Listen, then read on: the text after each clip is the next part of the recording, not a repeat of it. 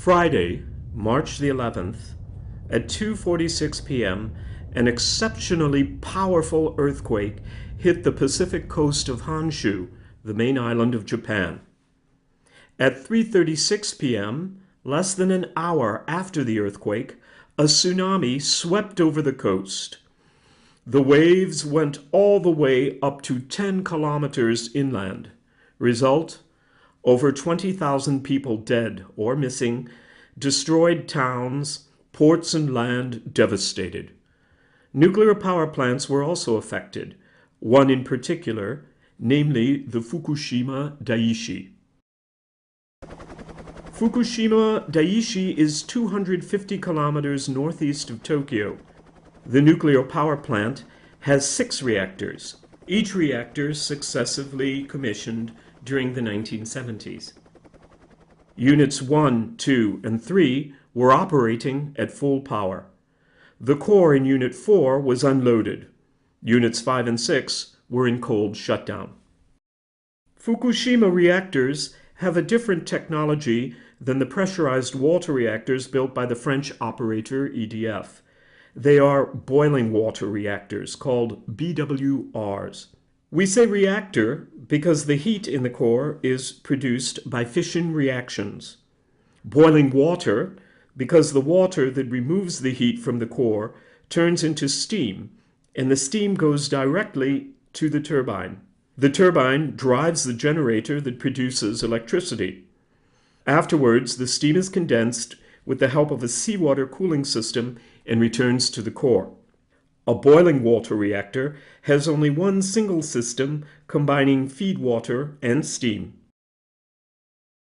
The core is composed of fuel assemblies containing uranium. It is controlled by control rods introduced from the bottom that can stop the fission reactions in case of an emergency. Fission of uranium nuclei produces radioactive atoms that in turn produce heat, and this continues to occur even after reactor shutdown. This is called residual heat. Keeping the fuel confined and cooled is a major safety issue. The fuel is isolated from the environment by different containment barriers, just like the famous Russian dolls. A first barrier, the fuel cladding of zirconium alloy. A second barrier, the steel reactor vessel in combination with steam and water cooling systems. Finally, the third barrier, the containment building in concrete with a leak-tight steel liner. The fuel is kept under water in the reactor as well as in the adjacent pool where the spent fuel is unloaded. The pool is located at the top of the reactor vessel to facilitate the transfer of fuel underwater.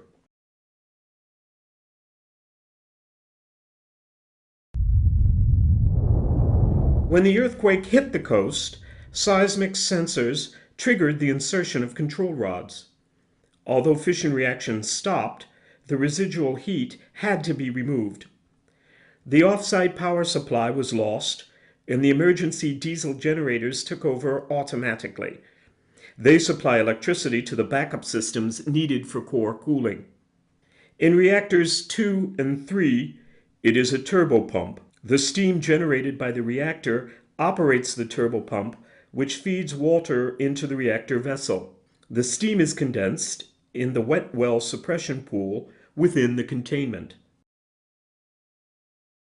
In reactor 1, there was no turbopump, but a heat exchanger, which condensed steam from the reactor vessel. The condensed water was reintroduced into the reactor vessel by gravity. This heat exchanger provided core cooling by natural convection for more than 10 hours. Until then, everything seemed under control. However, Reactor 1, due to excessive cooling, forced the operators to temporarily isolate the heat exchanger in compliance with operating procedures. The tsunami wave arrived less than an hour after the earthquake. The waves went over the seawall, flooding the lower parts of buildings and disabled the emergency diesel generators. On Reactor 1, the operator was unable to reactivate the heat exchanger. The core was no longer cooled. it would be the first to melt. On units 2 and 3, the batteries were still operational. They operated some of the valves. The turbine-driven pumps ran for nearly 24 hours and then stopped. The cores were no longer cooled. The meltdown scenario is almost the same in all three reactors, only the dates change. The water in the reactor vessel evaporated. The fuel became uncovered. Heated up to a temperature of 2,300 degrees Celsius, the fuel melted and mixed with the materials from the structure to form a magma called corium. The corium flowed down to the bottom of the reactor vessel. According to Japanese officials, it pierced the reactor vessel before falling on the concrete basemat inside the containment. What quantity of corium fell? How deep did it erode the concrete?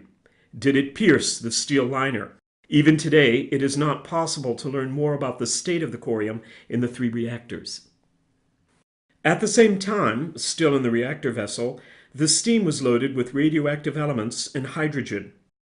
To explain this phenomenon, let's have a look at the early stages of fuel degradation. Heated at high temperature, the fuel cladding is oxidized and cracks, releasing volatile radioactive elements.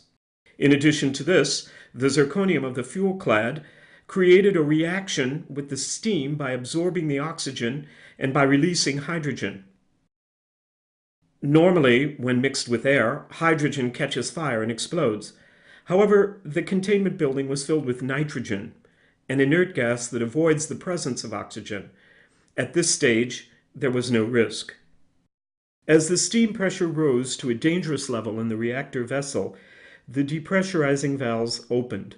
Gas was forced into the wet well suppression pool by a venting line. The water acted as an efficient filter by trapping much of the radioactive elements.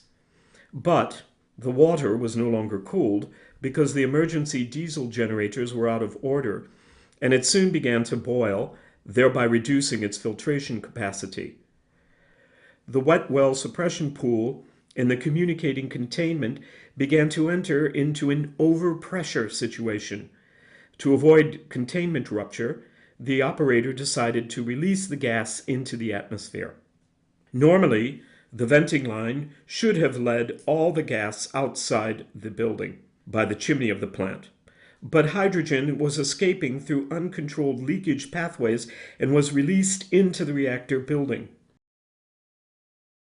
Hydrogen reacts violently with oxygen in the air. The explosion blew apart the frame at the top of the building, apparently without damaging the containment building. Radioactive elements not yet trapped in the wet well suppression pool were released into the environment. Due to the absence of usable fresh water on the site, the operators decided to inject seawater into the reactor vessel. This solution, far from ideal, since salt is chemically active, had at least the advantage of cooling and stabilizing the corium. In the 4 days following the tsunami, the 4 reactors were damaged by explosions, and 3 of them with core melt. Although it has kept its structure intact, Reactor 2 is the current source of the most important radioactive releases into the soil as well as into the sea. The explosion took place inside the building. Operators have probably encountered difficulties depressurizing the containment, and the wet well suppression pool broke. This loss of leak tightness led to the discharge into the atmosphere of unfiltered radioactive elements and to the spreading of highly contaminated water in the buildings, leading to highly polluting discharges into the sea. The explosion of Reactor 4 was due to hydrogen, even though the core was completely unloaded. The hydrogen came from Reactor 3 via a joint pipe. The reactor's storage pools were also a great concern because they had lost their cooling systems, and in addition to this, they were not protected by any containment. Very little spent fuel was stored in Pool 1. However, there was much more in Pools 2, 3, and 4, especially Pool 4, which contained the equivalent of the 3 cores. In all three pools, the water started to boil, and without the help in extremis of cold water from helicopters and from a fire hose, the spent fuel would have caused considerable radioactive release into the environment. Gradually, the situation began to stabilize. By the end of March 2011, fresh water had replaced seawater. In July, the reactor cooling system was again in operation in closed circuit, thereby avoiding discharges of contaminated water into the environment. In December 2011, Japanese authorities officially declared that the nuclear power plant reached the cold shutdown state, an expression used when the cooling water does not evaporate anymore and remains liquid below 100 degrees Celsius. This nuclear crisis was managed by men working under extremely difficult conditions, cut off from the rest of the world, with no news from their families after the tsunami, without any power supply, threatened by radiation. They fought with all their force to cool the reactors, trying to make, in vain, the backup systems work again, or by using improvised means. After this race against time to cool the plant, followed a year where about 20,000 workers succeeded each other trying to regain control of the plant by, first, enhancing the dike against another tsunami, mapping the site contamination, clearing every access to the site, immobilizing radioactive dust, treating and disposing of contaminated water, and avoiding further radioactive release.